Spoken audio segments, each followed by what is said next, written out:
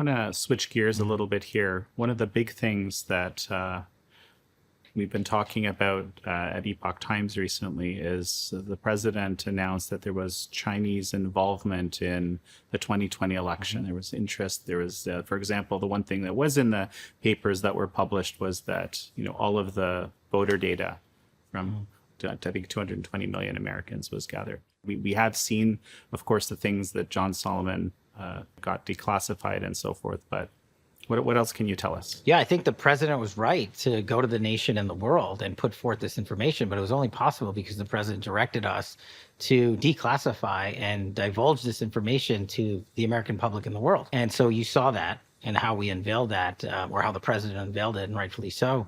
And our part is smaller in this, ours being the FBI. We work with our partners at DHS and ODNI who have the technical capabilities, and also their remit is more on the sort of what happened overseas on these election infrastructure systems. And what we do is we work with them, we share our information. We made a lot of our information public through President Trump's speech the other week. And then we'll take referrals from them on matters that rise to the level of criminality and continue to work with them who are leading out on it. Are you looking to get more information from people around this? We're always working with our partners to say, Right. if you, DHS and ODNI have the institutional knowledge and also the specific capabilities to go out and get this information. Our role at the FBI is to share what we have, which we did. And our role at the FBI is to examine any conduct that could rise to the level of criminality. And so the interagency, the way we work, whether it's election issues or whether it's homicides or gangs or scam compounds, it's the same thing. They'll get a tip, they'll get information, and they'll cut us a lead and say, hey, we think this is something that might be criminal. Then we take it and work with our DOJ partners and our prosecutors to go to court and bring charges when we can. If someone were going to call the 1-800 number, right, then you would route that to DHS. Well, we would take their information and we would Right. say, what does this relate to? Does it relate to infrastructure and a malign influence operation? Do we need to bring in the IC community, which we would do? And then if there's something for us to advance on the law enforcement front, that's our specific role, which is a smaller piece of that. I want to talk a little bit about espionage. And, Yeah. I think you said it was 114 arrests of spies. You actually had like 62 removals of Chinese spies. You highlighted that. That seems, certainly a lot more than I've ever been aware of in one period of time. It is. I mean, the numbers, we talk about stats, but behind the stats is the work that we're putting on. And the twofold mission of the FBI is to defend the homeland and crush violent crime. And on defending the homeland piece, our adversaries are always looking to steal our secrets, to co-opt our citizens, and have them steal our secrets and send them back to places like Russia, China, DPRK, Iran, just to name a few. We prioritized our counter-espionage division to go after and cripple these adversarial attacks on our citizens and the theft of our classified information. The FBI, since I've been in the seat, has seen a 55% increase in espionage arrests alone. 55% from the last 16 months that I've been in compared to the prior 2 years of the Biden administration. That's a massive uptick. But that just shows you that we are laser focused, pursuant to the president's directive, to stop espionage activities, no matter who the source is, who the actor is, whatever form it comes in, whether it's a direct adversarial attack through their intelligence officers or whether they go out and try to make friends with folks in U.S. government service, at the intel community, at the DOW, wherever it is. And we are arresting people nearly every week on espionage matters. And so, there's an example. A former Navy sailor was sentenced this year to over 16 years in prison for passing sensitive information about the USS Essex to the CCP, to Beijing. But here you're talking about 62 removals. So that's how does that work exactly? So we do a number of things.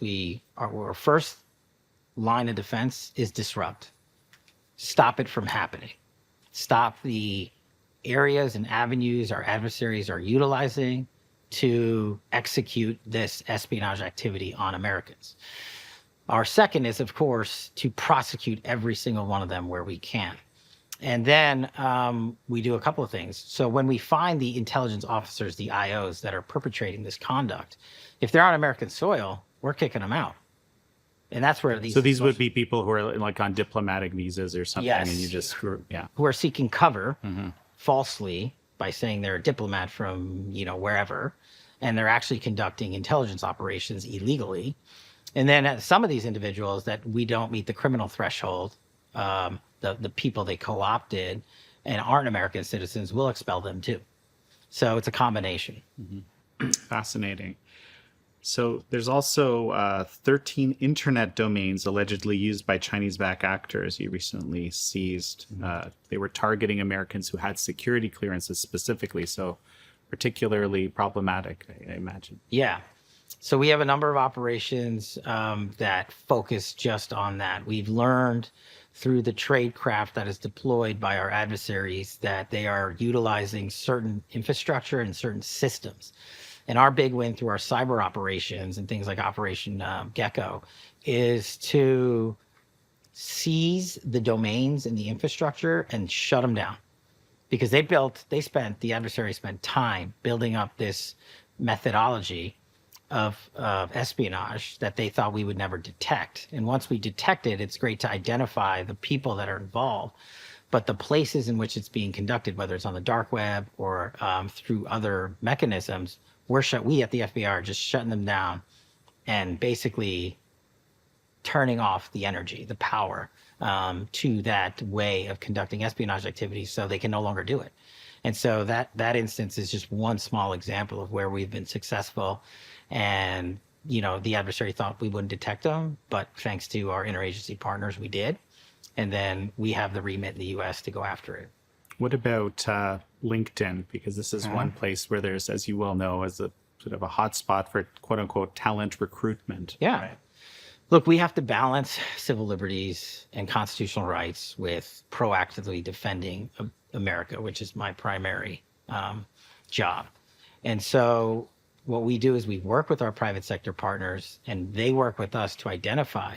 I'll give you an example, reverting back to the scam compounds. Google and Meta have been two of our best partners because these adversaries are using these platforms to find victims, to perpetrate their frauds and their schemes and steal American dollars. They're providing us proactively information when they see it so that we can put that into our enterprise investigation and shut it down. It's the exact same for espionage activities. And whether it's LinkedIn or X or what have you, we're asking them to be more proactive because they have a different set of authorities as a private sector company than we do in terms of providing us information. We have to, of course, and rightfully so, meet the requirements to get search warrants based upon probable cause and going to a judge and presenting with our prosecutors. But the critical component of all this, I think, has been President Trump's success on bringing private sector to law enforcement and saying, we want to work together. We want your companies to grow. But at the same time, I haven't met a single CEO that's told me they're going to allow this criminal conduct to continue because it only hurts them. And so we're trying to also do an education campaign where we go out to the American public and say, look, are you on LinkedIn? Are you on Facebook? Are you on whatever platform in Google? There's a decent chance that an adversary is looking to co-opt you as a spy or conduct espionage activities, or there's a decent chance that they're looking to defraud you or steal your money or just steal your data, which is just as bad. And so these companies have been very forward-leaning on that. But the American public, again, I go back to it, they're our best partners. Mm-hmm. Every time they go on these platforms, we ask them to send us through our IC3 any information that they think is odd or off. And then we have a way to act pursuant to our authorities and engage the private sector and say, hey, did you know about this in this chat group or this site? And then shut them down. I wanted to comment on one thing that I don't think we've talked about before, but in your FBI Philadelphia field office, you guys started up a task group right when you became director to counter transnational repression, or what's commonly called TNR.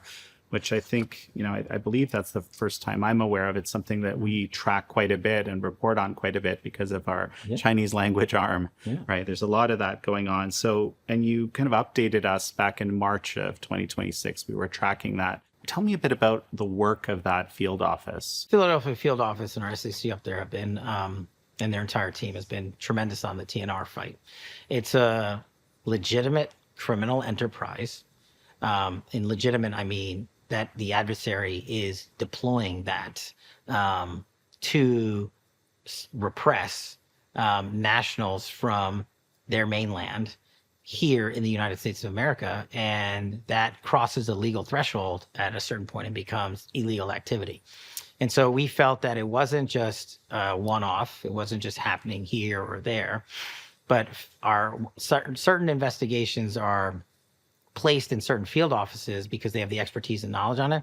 But that doesn't mean it's just encompassing the Eastern Pennsylvania area of responsibility. They're doing it across America. And we've been able to shut down a lot of these networks that are infiltrating America through public spaces, the internet, social media platforms, and also trace back who's doing it.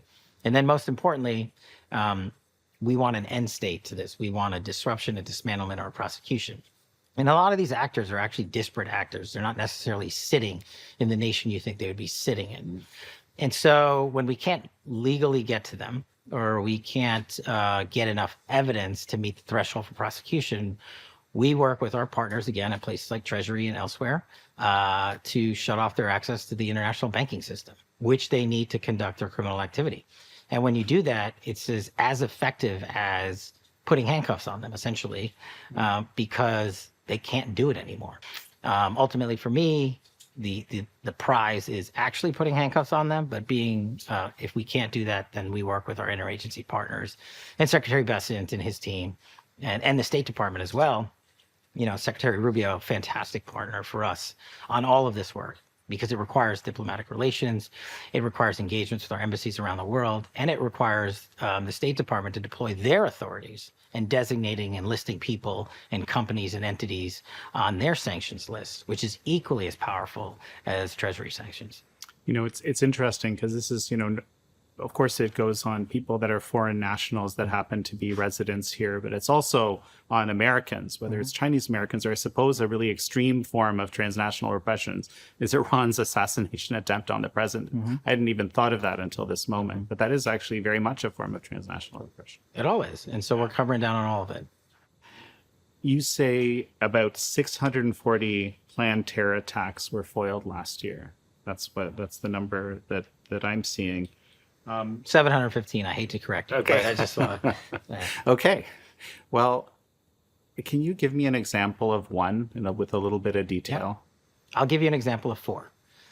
In December of last year, the FBI shut down 4 terrorist attacks in 30 days in Southern California, in Texas, in Florida, and in New York.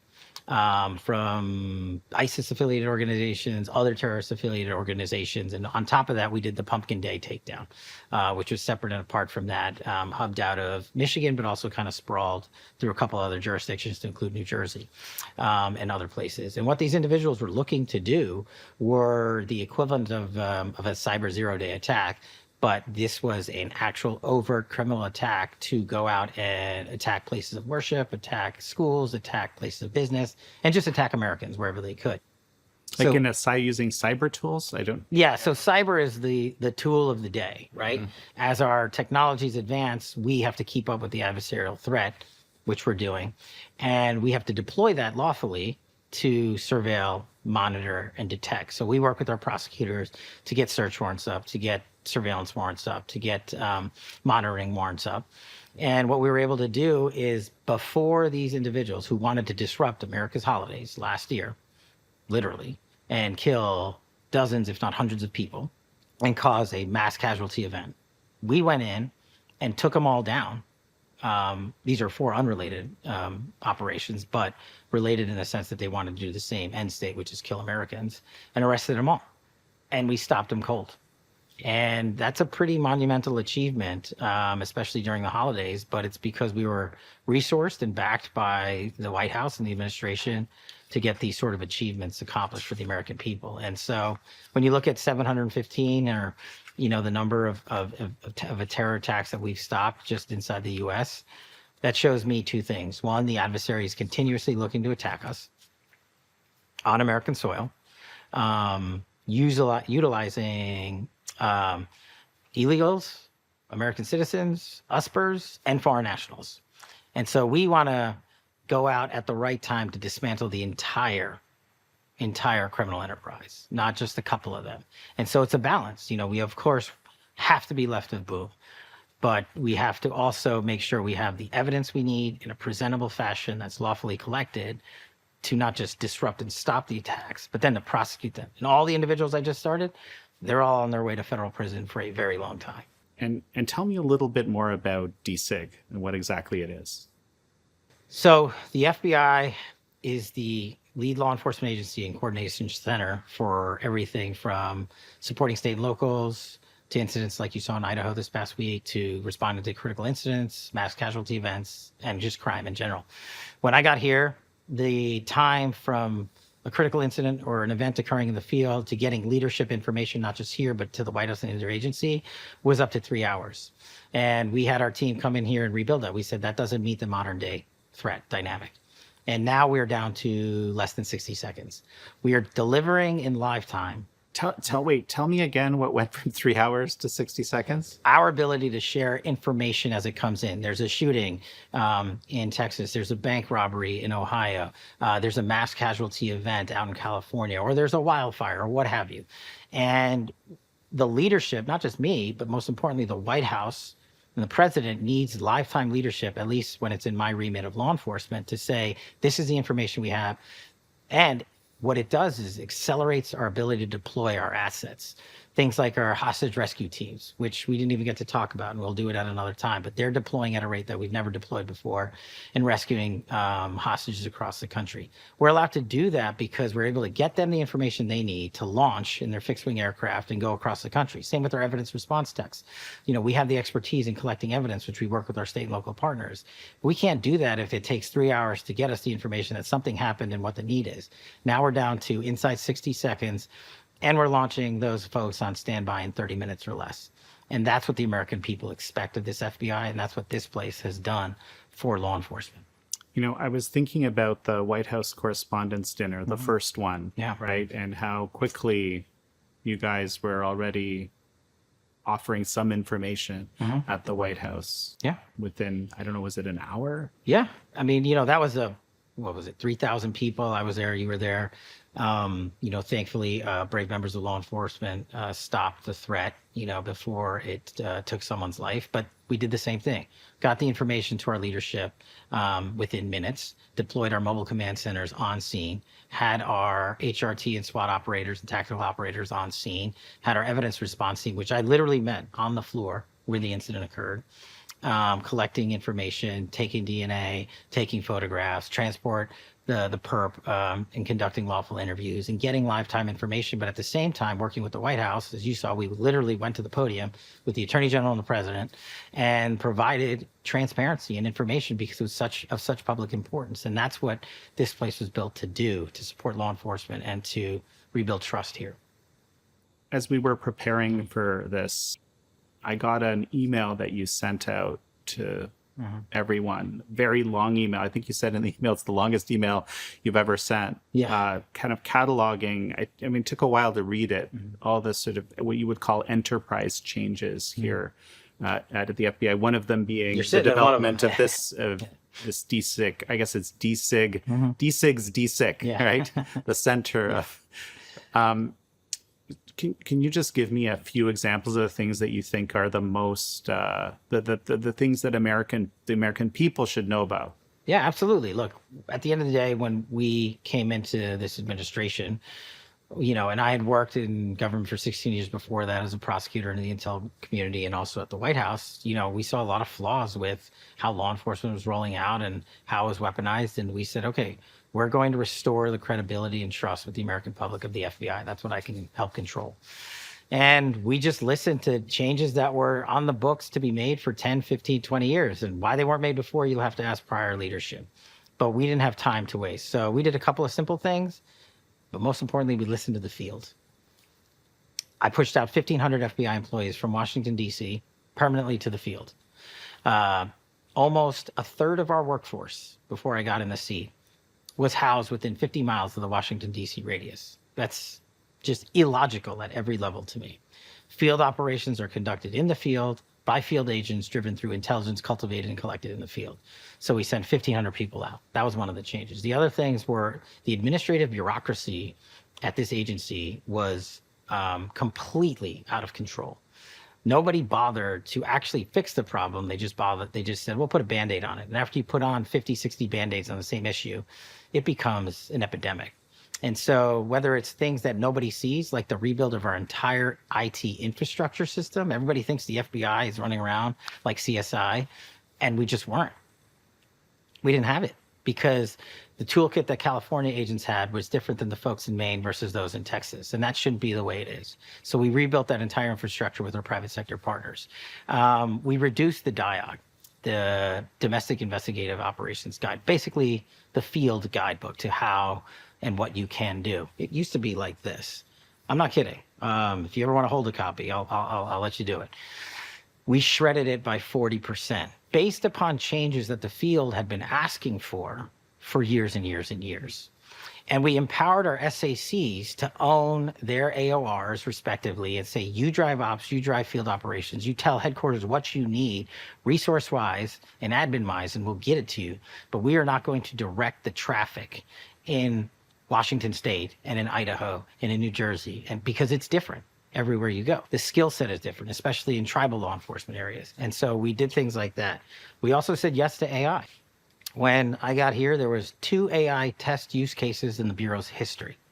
We just surpassed our 125th in 16 months. We're using AI on the admin side. We're using AI to take care of our workforce, make their tenure at the Bureau as good as it can be, and also take care of them on the way out when they retire in the fashion they should be.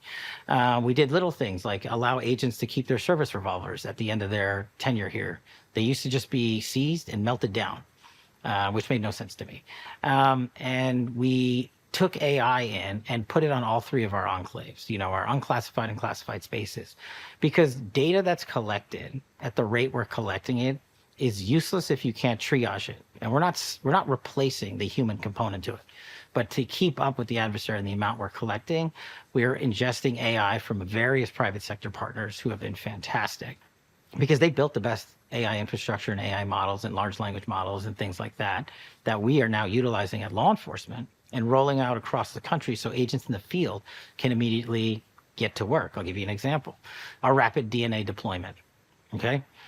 Didn't exist. Our state and local partners, who are our best partners outside of the American public, our state and locals, the officers, the sheriffs, the constables, the state troopers around the country are the FBI's best partners. The relationships have literally never been better, and that's because of our investment in them. And the things that they're asking for, we talked about the counter-UAS mission, but on DNA, we didn't have the capability to deploy out to the field. And if we did a takedown like we did in West Virginia a month or 2 ago of 35 gang and drug dealers, we tested their DNA on site and got an answer on our CODIS information system about criminal history and background checks and things like that instantaneously. And we were able to charge people we couldn't charge. We were able to execute search warrants we wouldn't be able to execute. And that is now being deployed throughout the field. I didn't realize you could do it that quickly now. You can if you put time and effort on it, and nobody had, so we did. And the last best example I have is going back to our state and local partnerships, our task force officers. The thing the FBI does best, and the thing I tell our partners, like I just did yesterday in Wisconsin and the week before in Florida and South Carolina and elsewhere, is our joint operations are what gets it done. And we do that through our JTTFs and our joint task forces like Safe Streets and Operation Not Forgotten and things like that. But we need local and state officers to come in. Our task force officer onboarding pipeline was 14 months, meaning if you applied, they would have an answer in 14 months. By that time, they were looking for their next promotion, and rightly so. So we eliminated a 750-person TFO backlog. Now we're at 0. And we changed the administrative bureaucracy to say, you have a maximum of 60 days from application you being us, the Bureau, to acceptance. We'll do all the background checks. We'll get you in. Usually we get you in now in about 30 days. And the mechanics of which that slowed it down were also these things called cross-deputizations. For whatever reason, we allowed another agency outside of the Bureau to do our deputizations, which took another, 3, 4, 5 months. Our SACs in the field now do their own deputizations. And the last thing is our National Academy. It's the best program the FBI has for state and local partners. A lot of people don't know about it, but 4 times a year, we take law enforcement from around the country and around the world and have them sit in a 10-week program with FBI at Quantico. And it used to be 250 slots 4 times a year. We went to 300. We just got rid of the administrative bureaucracy. And same thing for our BFTC pipelines, for our new agents, for our intel analysts that want to come in. They were waiting 3, 4, 5 months just to get an interview after their application hit. I said, why are we waiting? We are going to be able, we the Bureau can weed out people that don't meet our standards, that don't meet our fitness requirements if you want to be an agent, that don't meet our technical requirements if you want to be in forensics, accounting, lab, evidence response teams, what have you, SABTs or bomb techs. And so now, for the first time ever, we're seeing the largest applications to be employed at the FBI in the FBI's history. And our numbers are finally back up. I saw a sign as I was wandering through the building, getting to this room. Special agents, interested in being a special agent. I saw a sign. And it's not just special agents. They're 11,000 strong of our 36,000 person workforce. We need it all. We need forensic accountants. We need support staff. We need intel analysts. We need evidence response technicians. We need scientists. We need doctors. We need all of that expertise to make this place run. We need people who are experts in human resources to make this place run. So we just eliminated and shredded that bureaucracy that had been layered onto this place for far too long. And also, if you don't meet the standards here, I'm not going to shy away from that. This is a privilege to work at the FBI. And if you weaponize this place or if you politicize it, you won't work here anymore. I won't tolerate it because it will lead to, and has in the past, the degradation of the trust that the American people have in the Bureau. And so we're going to continue on that as well. If you do your job and you live up to our high standards, this is going to be a great place to work for you. Well, Director Kash Patel, it's such a pleasure to have had you on. Thanks so much, John. I appreciate it. Thanks for coming to D6. Thank you all for joining FBI Director Kash Patel and me on this episode of American Thought Leaders. I'm your host, Jan Jekielek.